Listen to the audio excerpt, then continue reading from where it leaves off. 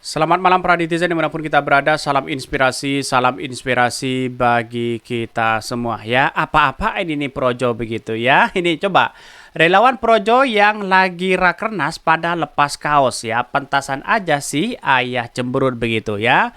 Kita lihat saja ini dikutip dari relawan Pojok Satu begitu kan. Mengingat bahwa apa yang selama ini dilakukan begitu kan. Apakah benar mereka begitu ya?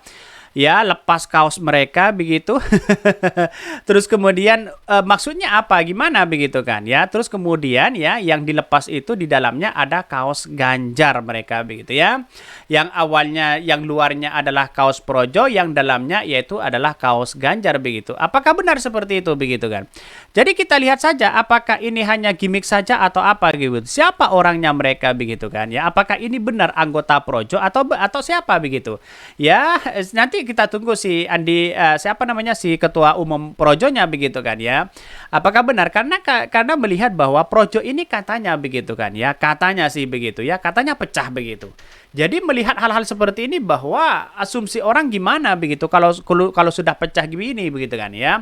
Habis rakernas ya bukalah baju mereka, kaos mereka, tetapi di dalam baju mereka pakai dua kaos. Di dalamnya itu adalah Pak Ganjar, yang luarnya itu adalah ya Projo begitu, Prabowo di situ begitu. Artinya apakah mungkin ya Pak Lurah sedih melihat ini begitu kan. Kita tunggu saja klarifikasi mereka begitu ya. Kalau luarnya sih Projo begitu kan, atau jangan-jangan ini hanya dibayar atau apa begitu kan, hanya gimmick saja wallahu alam. Tapi yang jelas mereka melihat bahwa kok begitu kan. Apakah ini main dua kaki atau apa begitu. Mari kita baca terlebih dahulu komentar-komentar netizen. Ini menarik begitu. Kejadian kapan ini Om ya? Tadi siang katanya begitu. Boleh ya ketawa ya? Boleh dong, silahkan katanya ya.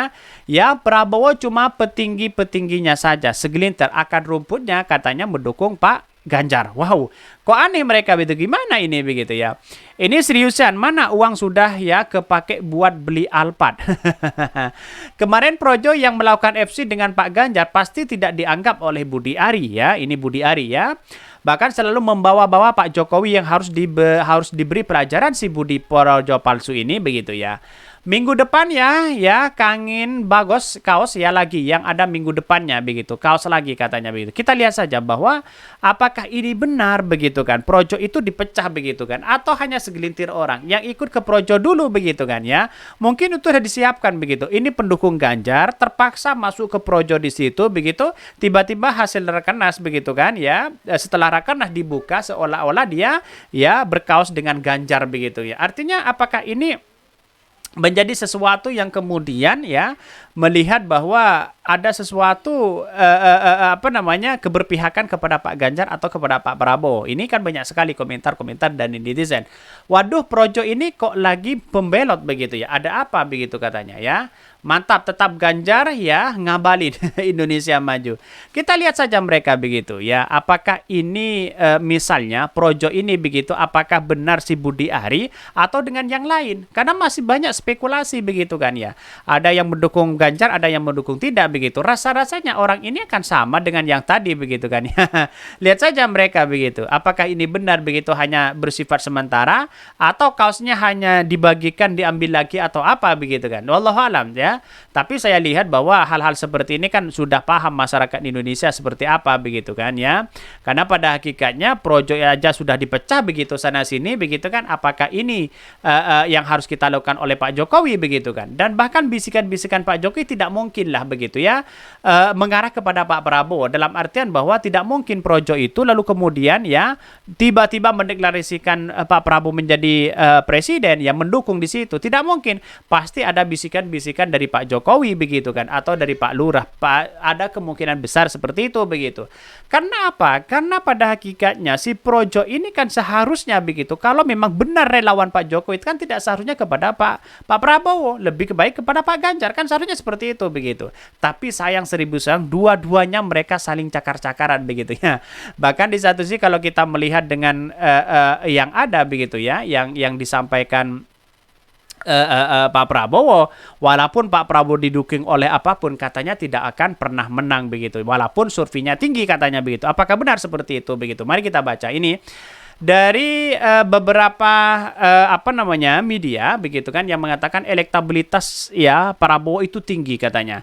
Tetapi ya Pak Prabowo itu tidak punya nilai ya chance ya besar menangi Pilpres di 2024. Artinya walaupun dia banyak pendukungnya, saya rasa ya tidak mungkin menang katanya begitu ya. Apakah benar seperti itu begitu? Mari kita baca ya ini. Bahkan dari ini begitu ya, bakal capres sekaligus ketua umum Partai Gerindra Prabowo Subianto dinilai ya punya peluang memenangkan pemilu di 2024. Salah satu acuannya mereka Menteri Pertahanan RI itu punya elektabilitas tinggi versi hasil sejumlah lembaga survei.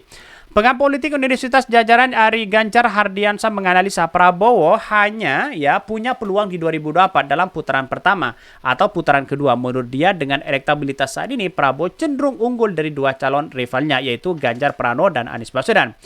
Bahkan yakin Prabowo cukup besar, apalagi kalau masuk putaran kedua, suara pendukung Anies akan berpindah kepada beliau. Itu pun kalau menang, kalau kalah begitu. Kalau Anies Baswedan menang gimana? Coba bayangkan begitu kan.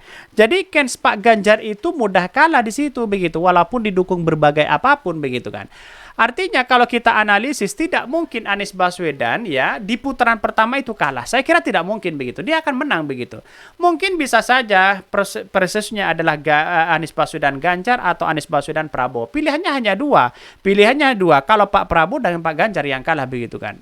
Pilihan mereka dua begitu. Karena sudah lihat realitas sekarang ini kan orang bingung. Cakar-cakaran antara pendukung Ganjar dan pendukung Pak Prabowo kan sekarang masif terjadi begitu kan. Dan bahkan yang diuntungkan itu adalah Anies Baswedan di situ. Mengapa saya mengatakan bisa diuntungkan? Karena orang akan muak melihat mereka begitu cakar-cakaran terus kemudian apa namanya akan kembali kepada Anies Baswedan. Bisa saja seperti itu. Karena politik kita kan dinamis begitu kan, tidak menentu begitu. Walaupun elektabilitasnya tinggi, tapi pada hakikatnya bisa saja kalah begitu ya. Sementara ya saat head to head dengan Ganjar Pranowo dapat elektabilitas 46,1%. Itu kalau berbicara terkait dengan survei yang ada.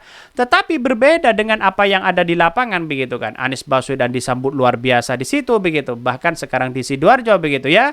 Itu sangat menjadi potensi yang sangat luar biasa. Tapi artinya ya chance dari Pak Prabowo itu sulit untuk menang ya di Pilpres di 2024. Berapa kali begitu kalah? Ya mungkin saja ini 3 kalinya begitu kan ya akan kalah mereka. Karena melihat dari koalisi gemuk itu tidak menjamin dia menang begitu kan. Ya pasti kalah kira-kira seperti itu begitu.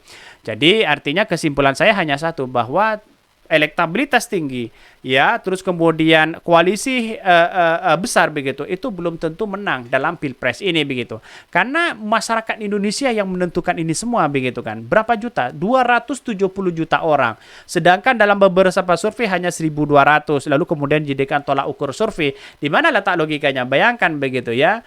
Oke, mungkin itu yang kami sampaikan ya. Tonton terus channel Hodari Podcast Rakyat ini karena ada berita-berita menarik dan viral setiap harinya. Salam para netizen, salam inspirasi bagi kita semua. Jangan lupa di subscribe channel YouTube Hodari Podcast Rakyat ini.